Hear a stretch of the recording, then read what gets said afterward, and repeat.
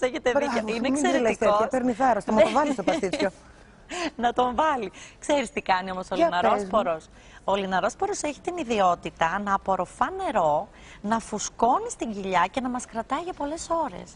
Άρα αν στο φαγητό μας βάζουμε λιναρόσπορο, είναι ένα τρίκ να μας χορταίνει χωρίς να μας παχαίνει. Γιατί δεν παχαίνει ιδιαίτερο ο λιναρόσπορος σε σχέση με άλλα. Προσφέρει κάτι στον οργανισμό που με έχει τρελάνει? Δεν έχω ένα διατροφολόγο από πίσω μου όλη μέρα μου μουρμουρίζει για το λιναρόσπορο. Έχει τα απαραίτητα λιπαρά οξέα, πολλές βιταμίνες, αλλά και μας κρατάει πολλές ώρες, που είναι πολύ καλό τρίκ.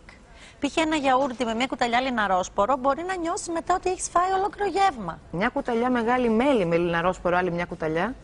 Στο γιαούρτι? Όχι, σκέτο. Ναι, αλλά αυτό να είναι μες στη μέρα το μέλι, όχι άλλο. Δεν ξέρω.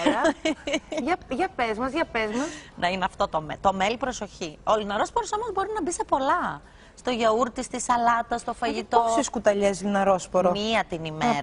Πέστα. Όχι παραπάνω. Μία με 2 μάξ την ημέρα. Κουβάδες αγοράζω, Ειρήνη μου. Δεν ξέρεις τι ζω σε αυτό το σπίτι. Και καλύτερα σπασμένο.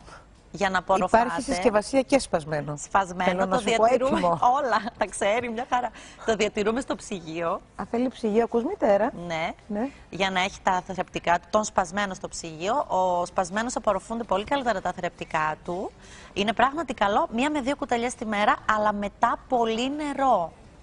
Ιδάλλως ο λιναρόσπορος δεν λειτουργεί σε αυτό που είπαμε για τον κορισμό. Δηλαδή μετά από το γεύμα με λιναρόσπορο 1-2 ποτήρια νερό. Εντάξει.